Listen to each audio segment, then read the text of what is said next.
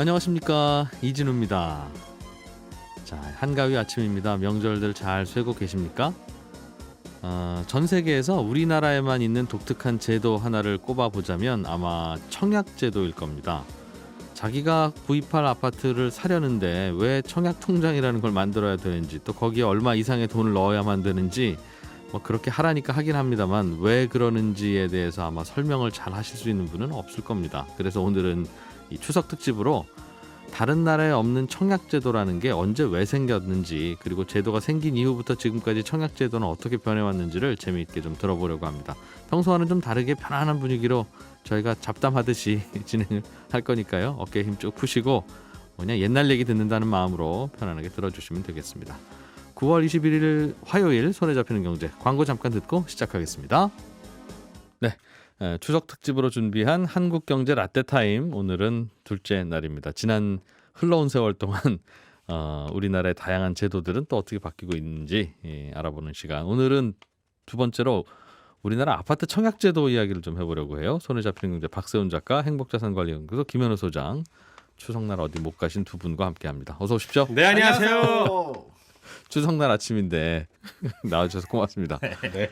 이게 우리나라의 주택 시장은 참 다른 나라와 다른 여러 가지 특징이 있는데, 네.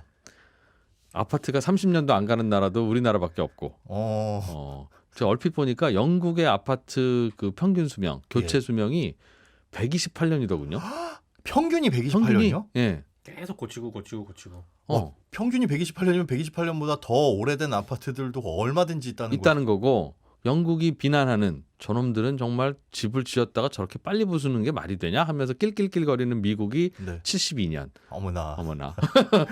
아무튼 그런데 예. 우리나라는 아파트 청약제도도 다른 나라는 그냥 아파트가 마치 물건 사고 팔듯이, 땅 사고 팔듯이, 자동차 나무 사고 팔듯이 그냥 for sale. 굿. 좀 사고 저러는 건데, 네. 우리나라는 아파트를 사려면 통장을 만들어야 되고, 그렇죠. 뭐 이런저런 조건도 있어야 되고, 청약 넣었다가 당첨되면 또 진짜 이렇게 복잡한 네. 독특한 제도를 갖고 있는 나라예요. 그렇죠. 이 독특한 제도가 생길 수밖에 없었던 게 사실 배경이 있는데 없었기 때문에 그렇죠. 아파트가 많이 없었기 때문에. 그러다 보니까 사람들이 줄을 서서 사게 되고, 네. 정부에서 보자니 그래도 집이 없는 사람들한테 집을 먼저 줘야 되는데, 우선권을 줘야 되는데 저렇게 가가지고 너도나도 막 사게 되면은 이거 안 되겠다 싶어서 사실은 청약제도의 시초라고 부를 수 있는 게 1975년에 나왔어요. 예. 복지주택 부금. 이거를 가입한 사람, 이제 청약통장 같은 개념이죠. 이걸 가입하면 우선권을 주기로 했는데, 문제는 이 통장을 가입하는데 조건이 없었습니다. 그러니까 그 당시에는 이 사람이 주택이 전국에 지가 몇 채가 있는지를 알 수 없었던 시절이었어요. 뭐 떼오라 그러면 떼올 수 있는데 조작할 수도 있고. 아니 전국의 그 주택 통계를 정부가 누가 이렇게 주민등록번호하고 주택하고 이렇게 연결이 안 돼서. 그래도 이때 당시 통계가 나온 게 있더라고요. 예. 1977년 8월에 동아일보를 보면 전국의 무주택 가구가 25%였대요. 이걸 어떻게 알죠? 서울과 부산은 50%가 정도가 무주택이다. 봐요, 대충 추산했지. 한 50% 정도 대략 한 25%. 사실 그때 기사에는 뭐라고 나와 있냐면 50%도 아니고 절반 정도가 무주택이다. 그렇게 나와 있었습니다. 근데 그러다가 이제 1977년에 국민주택 우선 공급에 관한 규칙이라는 게 만들어졌어요. 지금의 청약제도의 시초비나 이게. 그래서 청약 부금이라는 게 가입이 필수가 됐고, 네. 77년 4월 25일 주택은행에서 청약 부금 첫 가입이 시작됐습니다. 이게 청약 통장이에요, 그럼? 그렇죠. 지금의 청약 통장인데 이때부터는 실수요자한테 우선권을 주자 해가지고 무주택자만 가입할 수 있도록 한정을 했어요. 그래서 그때 당시에 집을 갖고 있느냐 이런 서류들을 제출을 했었어야 됩니다. 예. 그리고 그 바로 다음 달부터 민영주택에서도, 요건 이제 국민주택에 대한 얘기거든요. 그러니까 지금의 LH 뭐 이런 느낌의 여기서 분양하는 것만 청약통장이 있었어야 되는데, 그 다음 달부터는 민영주택에도 이걸 확대를 하자라는 걸 검토하기 시작했습니다. 일반 건설회사가 지업하는 아파트도 청약통장이 있는 사람부터 선착순으로 주자. 네, 그렇습니다. 왜 그렇죠? 왜? 그냥 워낙 몰리니까. 네, 그렇죠. 특히나 워낙 몰리고 무주택한테 줘야 되는데, 이때도 투기가 횡행했다고 해요. 돈 많은 사람, 특히나 뭐 전매 이런 거 제한 같은 게 전혀 없다 보니까 그때 가가지고 추첨. 음. 100세대 아파트 모집합니다. 그런데 뭐 1000명이 몰렸다. 네. 해가지고 추첨해가지고 뽑혔는데 아싸 당첨. 그러면 지금의 예를 들면 1억짜리 아파트를 바로 그 자리에서 복덕방 가가지고 바로 그 당첨권을 프리미엄 붙여서 파는. 그러니까 부자가 되는 방법이 그때는 금지된 것들이 없었으니까 아주 그냥 수월했었죠. 이걸 정부에서 보고 있자니 투기 자금이 이쪽으로 자꾸 흘러 들어간다라고 본 거예요. 예. 그래서 이 자금들을 어떻게 이런 것들을 막을 수 있을까 싶은 게 국민주택에 지금 도입한 청약제도를 민영주택에도 확대를 하자라고 아이디어를 내기 시작한 겁니다. 그래서 됐어요? 실제로 됐어요. 그 추첨한 것도 안 되고 그렇다고 선착순으로 전날부터 밤새는 것도 안 되고. 그렇진 않았어요. 그때는 다 됐습니다. 그게 됐다고요? 그때는 됐어요. 됐다가 이제 너무 이러지 말고 우리 청약통장으로 합시다. 네, 청약통장으로 합시다 해놓고 청약통장 만들어 놓고도 당첨자를 뽑아야 되잖아요. 어떻게 뽑아요, 그건? 그 당첨자의 우선순위가 웃긴 게 국민주택에서는 1순위가 그때는 이제 해외에서 돈 벌어오는 게 중요한 시기였으니까 달러 벌어오는 게 해외 일꾼들 그렇죠. 사우디 가서 뭐 건설 노동자 맞습니다. 1순위가 그래서 해외 취업자이면서 불임 수술을 한 사람. 에잉? 이면서예요? 네. 해외 취업자이자 불임 수술한 사람. 왜? 그러니까 불임 수술이 그 막 해외 취업에 준할 정도로 더 중요한. 이때 산하전 제한 정책이 활발하게 시행이 됐잖아요. 둘만 나 잘 기르자의 정책에 협조하신 분들에게 네. 우선권을 주겠다. 그렇죠. 아들 딸 구별 말고 하나만 낳아 정말 잘 협조 안 기르자. 했나 보다. 그래서 이게 첫 번째 우선순위가 이렇게 붙었고 두 번째가 뭐냐면 2순위가 불임 수술한 사람이에요. 3순위가 해외 취업자입니다. 그러니까 해외 취업자보다 불임 수술한 사람이 더 우선순위가 있었던 거예요. 그래서 이 때문에 웃지 못할 해프닝이 벌어지기도 했는데 그때 잠깐만요. 당시에 근데 불임 수술은 남성도 할 수 있고 여성도 할 수 있잖아요. 그렇죠. 그러니까 하여튼 간 가족 중에 둘 중 부부 중에 한 분이 불임 수술했다는 증명서가 있으면 네. 1순위. 맞습니다. 해외 취업자까지 되면 그래서 그때 당시에 반포에 이제 분양이 시작되기 시작했어요. 거기도 그때도 인기가 있었는데 네. 그때 이제 당시에 건설부 주택관리과에 항의 전화가 쇄도하기 시작합니다. 불임 수술이 싫다는 게 아니라 네. 내 나이가 60인데 굳이 해야 되냐? 나도 해야 되냐? 항의를 하는 거죠. 야 60이야 지금 손주도 있고 지금 아이를 가질 수 사실상 불임이야. 네. 그런데도 당시 안내는 어떻게 하셔야 됩니다. 증명서 받아오세요. 네, 증명서 받아오세요. 어쩔 수 없습니다. 예를 들 수 없습니다.라고 안내를 했던 게 1977년 7월 조선일보에 이런 내용이 실려 있었습니다. 이거 그래서 처음에는 이렇게 하다가 나중에는 나이 제한 다들 불임 수술 하고 오니까. 그렇죠. 그래서 몇 살까지만 불임 수술 혜택 주는 걸로. 즉 네. 60세 이런 분은 안 되는 걸로. 심지어 이제 뒤에서 나올 얘기지만 그 불임 수술증을 사고 팔기도 했어요. 남이 불임 수술한 거를 네. 불임 수술 증명서를 사가지고 제출을 합니다. 이름만 쓱쓱 지워서. 네. 이때는 뭐 금융실명제도 없었고 그냥 의사가 의료기관에- 띄워주기도 했겠네. 그러니까요. 사촌 형이 의사고 그러면 충분히. 형 좀 이렇게 했다고 좀 해줘. 또 사촌형이 아니더라도 그냥 병원 가가지고 돈 줄 테니까 이거 불임 수술 좀 떼줘요. 한 걸로 쳐줘요. 수술비는 낼 테니 얼마든지 그럴 수 있었죠. 그랬다고. 네. 그때 당시에 처음으로 분양한 아파트가 어떤 형태였을지 궁금하지 않으세요? 아파트는 아파트죠. 네. 저희가 아는 아파트 아니고 다른 아파트였어요 당시에는. 저는 약간 놀란 게 이때 당시에 지금은 금천구에 속해 있는 독산동에 향남 아파트라는 곳이었거든요. 예. 면적이 처음 분양한 아파트가? 처음 분양 아파트. 77년 7월에 분양한 아파트입니다. 그 전에도 아파트는 있었을 거예요. 아파트는 있었죠. 그때는 그냥 추첨 내지는 뭐 이런 식으로 그렇죠. 한 추첨으로만 거고. 뽑았었는데 요건 청약 이제 통장으로 처음으로 했던 게. 네. 전용 면적 12평짜리. 지금은 42제곱미터 정도 되죠. 여기에 방 둘에 부엌 하나짜리 연탄 아파트였습니다. 이 연탄 아파트가 뭔가 봤더니 그냥 연탄으로 난방하는 아파트. 그 연탄 아파트의 가격이 당시에 470만 원이었습니다. LTV 같은 제한은 없었는데 네. 융자를 해줬어요. 150만 원까지. 14년 분할 상환입니다. 근데 재미난 건 이때 청약 부금을 가입하면 여기에 붙는 이자가 13%에서 15% 정도. 그때 예금 이자가 한 12% 남짓했으니까 꽤 좀 높게 쳐준 거죠. 근데 대출 이자가 몇 프로였냐면 8%였어요. 그러니까 청약 부금 이자보다 훨씬 쌉니다. 초저금리죠, 초저금리.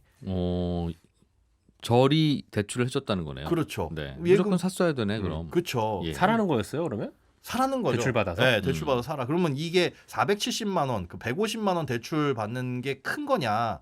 대출은 원리금 분할 방식으로 상환을 해야 되는데 네. 한 달에 2만 원 정도를 내면 됐었거든요. 근데 이때 당시에 물가가 책 한 권이 1,000원 정도 했었고요. 지금이 15,000원이니까 15분의 1이네. 그 정도. 그럼 근데 2만 원이면 책값으로 치면 30만 원 정도 느낌으로 상환. 네, 그렇게 보면 또 할만하네요. 네, 할만하고 낙산 해수욕장 왕복 관광버스가 한 3,900원 정도. 지금 한 4만 원 정도 하거든요. 잠깐만요. 10분의 1 정도.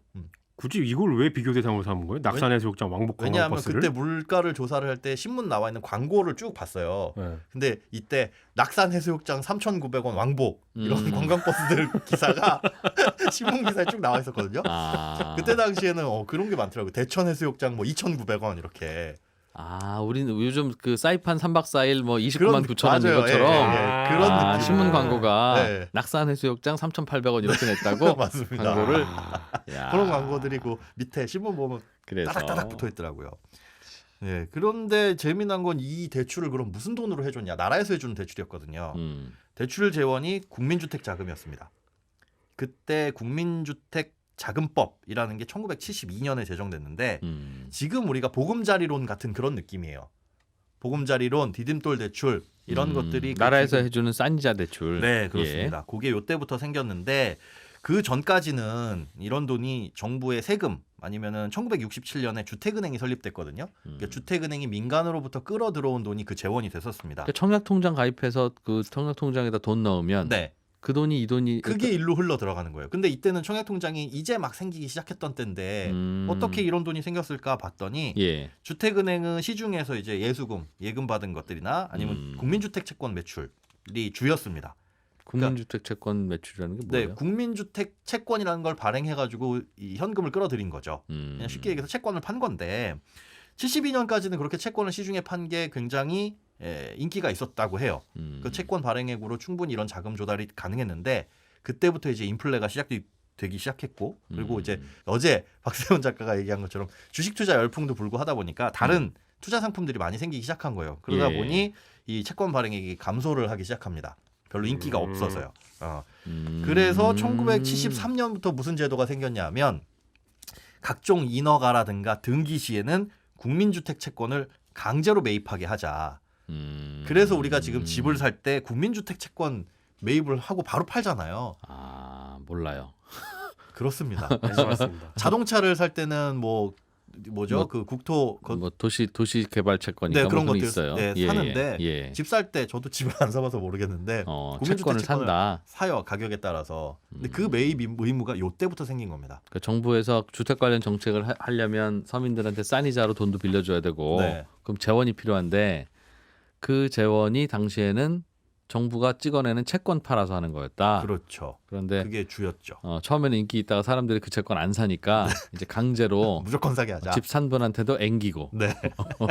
뭐 이것저것 뭐 인허가 받으러 가면 앵기고. 앵기고. 그래서 그렇게 해서 의무적으로 사게 만들었고 그리고 그때부터 생긴 이 청약통장 여기에 납입하는 돈도 이 자금에 조금씩 흘러 들어오기 전 국민한테 이것도 앵긴 거네요. 그렇죠. 분할해가지고 앵긴 거죠. 제 돈도 거기에 들어가 있고. 청약통장이라는 걸 만드세요. 네. 그럼 청약통장에 막 10만 원, 20만 원 이렇게 붙는 게 그게 큰 돈이에요. 그렇게 모으면? 그때 당시에는 한 달에 2만 원에서 10만 원 정도였어요. 네. 2만 원에서 10만 원이었고 지금보다 방식이 조금 달랐는데 어떤 식이었냐면 납입 기간을 미리 정해놓습니다. 뭐 6개월짜리가 있고 2년짜리, 6개월에서부터 2년짜리 네. 다양한 납입 기간이 예, 있고 예. 금액도 설정을 할 수가 있어요. 50만 원에서 200만 원 이런 식으로 해서 예를 들어 나 6개월 50만 원짜리요. 그러면은 6개월 동안 50만 원을 나눠서 내는 거예요. 그럼 그건 이제 달성한 겁니다. 근데 지금 50만 원은 야 뭐 50만 원이면 뭐야 싶지만 네. 조금 전에 그 당시에 집값이 뭐 500만 470만 원 이러지 않았어요? 네. 그런데 500만 청약통장에 50만 원 넣을게요 내지는 200만 원 넣을게요 그랬다고요? 네. 그럼 그 돈으로는 정말 집 살 수 있었겠구나. 네. 거기에 그걸 이제 권장하는 이유가 그렇게 하면 융자를 이만큼 해주겠다라는 조건을 붙여가지고 청약통장을 유도를 한 거죠. 우리 지금으로 치면 저 3년 안에 2억 붙겠습니다. 그 얘기랑 비슷하죠. 좀 그쵸. 사이즈가 큽니다. 그리고 민영주택의 청약제도 도입됐는데 이건 또 방식이 달랐어요. 청약 예금이라는 게 이때 생겼거든요. 네. 민영주택은 목돈을 넣어야 돼요. 지금 한 방식과 번에? 조금 유사한데 그때 면적을 나눕니다. 25평 이하는 1순위 선정 방식이 청약 부금의 6회 이상 총 200만 원 이상을 불입했어야 돼요. 거의 집값의 반 이상을 불입했어야 된다는 뜻이에요. 그리고 2순위가 200 이상 넣고 3개월이 경과한 사람. 근데 25평 초과짜리 그러니까 좀 넓은 아파트는 300만 원에서 한 500만 원 정도를 넣어야 됩니다. 굉장히 큰 돈을 넣어야 되는 거죠. 거의 집값을 넣어야 되는 거구나 이때. 거의. 서민들은 못 넣겠네요. 그럼. 네, 그 지금 얼마 전에도 그런 질문 주셨을 거예요. 왜 청약통장을 납입 금액이 많은 순서 우선으로 하냐. 그거에 이 시점이 여기서부터 시작이 되는데 네. 그때 당시에 이렇게 일정 금액 이상 넣은 사람을 우선순위로 뽑자라는 의견이 어디서 나왔냐면 당시 경제기획원하고 재무부가 네. 시중에 투기 자금이 너무 많다. 투기 자금이 너무 많다 보니까 이걸 흡수하자. 청약통장에 넣을 수 있도록 만들자 예. 하는 의견을 제시를 했던 거예요. 그러다 보니까 실제로 이 청약 예금 통장을 도입한 한 달 만에 예. 1,091억 원의 돈이 모입니다. 당시에. 근데 그때 당시에 국가 예산이 9조 정도였어요. 그러니까 지금 국가 예산 한 600조라고 하는데 1% 정도 되는 돈이 한 달 만에 모인 거죠. 야. 그러니까 투기 자금을 흡수하는데 완벽하게 성공했다라는 기사들도 당시에 나오기 시작해요. 요즘은 그 투기 자금을 공모주 청약 자금으로 흡수하는데. 네. 근데 당시에도 이랬더라고요. 그때도 공모주 열풍이 불어서 공모주 몰릴 때는 투기 자금이 그쪽으로 쫙 갔다가 예. 이 자금이 싹 빠져가지고 청약 예금으로 들어가기도 하고. 그래서 청약 통장에 300만 원, 500만 원 정도는 있어야 네, 되는 거였는데 지금도 300만 원에서 500만 원 있으면 되죠. 맞습니다. 300에서 한 1,500 정도 사이니까 그게 크게 변하지 않았어요. 아, 그때는 목돈이었는데. 엄청나게 목돈이었죠. 집값의 거의 절반이나 육박하는 돈을 그래서 넣어놨어야 되니까. 요즘은 그래서 그런 궁금함이 들었었어요. 안 그래도 청약 통장에 돈이 500만 원 있고 없고가 네. 아니 그게 집 사는데 무슨 도움이 된다고 그렇죠. 무슨 의미가 있다고 이걸 부으라고 하는 정부나 네. 또 그렇다고 그거 붓는 분들이나 네. 우리 뭐 하고 있는 거냐 지금. 마치 그 퇴화된 꼬리뼈 현적 같은 그런 건데 당시에는 뭐 집을 살 돈이 있는지를 우리가 확인해야지라는 그 개념으로 꽤 목돈을 받았군요. 그렇죠. 그리고 그 주 목적이 이 돈 모아서 뭐 했어요 그럼? 그 주택 아까 자금으로 기금으로 흘러 들어가는 거예요. 아, 그 아파트 짓고 하는 그래서 걸로? 그렇죠. 그걸로 아파트도 짓고 그리고 이 정도 청약 통장에 대출도 돈 넣어놓은 분은 곧 집 사시겠네 그냥. 맞아요. 어. 네. 그래서 이게 뭐 돈이 오래 남아 있지는 않았겠네요. 곧 집을 사다 보니까 중간중간 해약하시는 분들도 많고 그래가지고 이제 점차 보완이 돼서 지금처럼 뭐 얼마 정도 이상 유지를 해야 우선권을 주고 이런 식으로 계속 발전이 되온 거예요. 그러나 그렇게 1순위가 많으면 역시 추첨이었다. 네. 추첨할 때 어떻게 추첨했는지 아세요? 그 이거 커다란 뺑뺑이 같은 거 막 돌려서 그거는 우리 지금 뉴스에서 본 복권 적 있어요. 추첨할 때는 이런 공이 돌잖아요. 네. 그 당시에는 뭘로 돌렸게요? 뭘로 뭘로 돌렸다는 게 무슨 말이에요? 그러니까 번호가 예를 들면 1번부터 50번까지 넣고 뭐 돌려서 이제 그 중에서 뽑아서 47번 그럼 47번 손 드세요. 당첨 이렇게 했을 거 아니겠어요. 네. 그 47이라고 하는 숫자를 뭐에다 썼겠냐고. 조약돌, 2번 조개, 뭐 탁구공, 탁구공. 은행알에다 했어요. 은행알. 아니 은행알이요? 은행알 지금 뱅크 아니라 가로수의 그 가로수의 냄새나는 은행? 그 은행. 노란색 그거요? 어. 거기에 숫자가 써져요? 껍질 아니, 벗기 껍질 전에 벗기고 딱 할 때. 껍질 벗기고 씨가 있고 그 씨를 말리면 그걸 까가지고 그 먹는 게 그렇죠. 그 그게 사실 알맹이인데 씨가 아니야. 그 딱딱한 껍질인 거예요. 그 껍질에다 썼다고요? 왜 그랬을까요? 한 구하기 쉽고. 5, 60개 정도 동그라면서 5, 60개 정도 일정한 크기의 뭔가가 필요한데 일상생활에서 제일 쓸 수 있는 게 그거죠. 야, 그것도 자연스럽- 동네마다 다 건설회사마다 그런 게 막 5, 60개씩 있어야 되니까. 정말 그 당시 은행알은요. 그런 용도로 많이 썼어요. 아파트 청약할 때도 쓰고 우리 뭐죠? 그 이제 초등학교 다니다가 공기놀이. 아니요. 초등학교 다니다가 중학교 입학하면 어떤 중학교 입학하는지 각자 학생들이 뽑아야 되거든. 네네. 야, 너 나서 하나씩 뽑아. 너 무슨 너는 A 중학교. 자, 공부 열심히 해 임마. 그다음에 두 번째 나와서 너는 어디 중학교? 너는 B 중학교 이렇게 하는 게 은행알에다가 다 그거 써놨다고요. 어떻게 하세요? 전교생 그 숫자만큼. 혹시 나이가 몰라요? 전혀요. 탁구공일 줄 알았어요. 아, 중학교 탁구공 추첨도 놀라운 국가대표 탁구팀도 탁구공이 없어서 그거 아껴 쓰고 그랬다고요. 그리고 탁구공을 어디 탁구공을 그런 데다 갖고 왔어. 세상에 많이 놀라네. 네. 놀랍습니다. 그래서 당시에는 이제 경쟁률이 높으니까 네, 자꾸 떨어질 거 아니겠어요. 그렇죠. 그러니까 자꾸 떨어지는 사람들이 정부에다 민원을 넣기 시작했어요. 왜 난 자꾸 떨어지냐? 네, 그렇죠. 맞아. 저 사람은 2번 만에 됐다는데 네. 이거 어떻게 나라에서 해결해라. 그래서 나라에서 해결을 해줬다. 어떻게요? 어떻게 해줬냐면요. 많이 떨어진 사람에게 추첨 기회를 한 번씩 더 주는 거예요. 그러면 당첨 확률이 높아질 거 아니겠어요. 어. 그런 식으로 맞습니다. 민원을 해결한. 그래서 많이 떨어진 순서를 뽑기 위해서 많이 떨어진 통장이 인기가 네. 있기 시작했어요. 맞아요. 소위 육락 통장. 6번 이상 떨어지면 당첨 확률이 올라갑니다. 그런 통장들끼리 모아서 한 번씩 더 뽑았다니까요. 네. 어. 그래서 육락 통장 가입일자가 앞쪽은 프리미엄이 엄청나게 붙어서 거래가 되기 시작한 이 청약 통제안이 거래된 시초도 한 번 떨어지는 데마다 떨어졌다는 도장을 받아 찍어주는 거야. 네. 그런 도장이 막 6개씩 찍히면 얘는 이제 다음번엔 되는 거야. 우와. 이건 어마어마한 가격에 거래가 됩니다. 거의 집값에 육박하는 수준으로 거래가 돼요. 여기 조금 더 남은 것 같은데. 그죠? 네, 살짝 남은 게 있는데 요 아쉬운 재밌는 건- 이야기는 내일 이어서 한 번 더 해드리겠습니다. 예, 추석 아침에 함께하신 손에 잡히는 경제 재밌게 들으셨습니까? 저는 잠시 후에 11시 5분부터 이어지는 손에 잡히는 경제 플러스에서 다시 찾아오겠습니다. 고맙습니다. 이진우였습니다.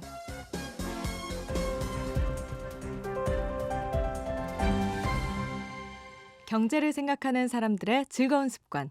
이진우의 손에 잡히는 경제.